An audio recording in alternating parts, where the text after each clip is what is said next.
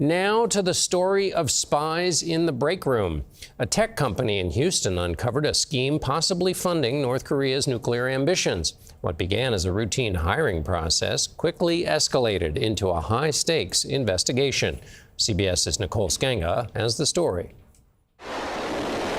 If you're wondering how North Korea funds much of its nuclear weapons program, meet Stephen Smith. Hey, Stephen, how are you?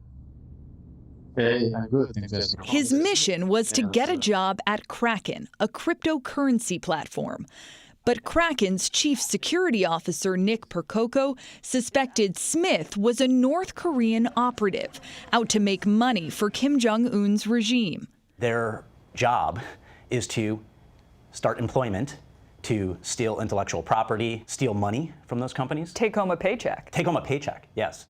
Tipped off by a do not hire list from federal investigators, Nick and Dan Burkowski, a former Kraken executive, set a trap. I think most tech professionals would have avoided the suspected North Korean spy. You guys invited him to a Zoom call. We like to look the attackers right in the eyes. Kraken recorded that interview and shared it with us. 1 second. Smith claimed he lived in Houston and listed foods as an interest on his resume. So Burkowski quizzed him. I'm taking my wife there. Any suggestions on, I don't know, where I should meet at? Nothing special here. Then they asked Smith for an ID. I have a picture of that ID card here. It took him more than 2 minutes to show this screenshot of a Texas driver's license. Did you think that was a real license when you saw it? No, I thought it was some sort of generated type license. This is clearly just a screenshot that he had ready to go somewhere. Yes. The FBI says North Korean operatives have raked in hundreds of millions of dollars. Cybersecurity pioneer Dmitry Alperovich has tracked North Korea's growing cyber army. Well, this is a huge problem because these people, they're not just North Koreans. They're North Koreans working for their munitions industry department. They're working for the Korean People's Army.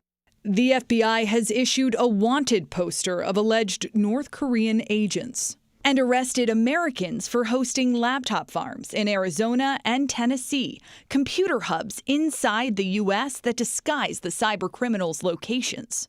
They cannot do this fraud without support here in America from witting or unwitting actors. So they have hired probably hundreds of people. FBI officials say the IT worker scheme is expanding worldwide. As for Smith, all traces of him online have vanished. Do you think Stephen might have been hired at another tech firm? Oh, certainly. Wait, Nicole, you mean Stephen Smith is off at some other firm? So he's still floating around in the U.S.? And what, if that's the case, what's the U.S. doing about this? Yeah, John, the so-called job applicant, Stephen Smith, has disappeared online. His LinkedIn was deleted. He did not respond to our emails or text messages, but clearly Kraken's security team believes he's likely operating under a different identity now. As for what the U.S. government is doing, the FBI's counterintelligence division has really ramped up warnings to the private sector, put out bulletins cautioning private companies of some of the indicators to try to prevent this kind of hiring. They're also sharing information with foreign allies. That's important, particularly as this scheme grows worldwide. And they're cracking down on U.S. persons aiding the North Koreans, in part by hosting laptop farms.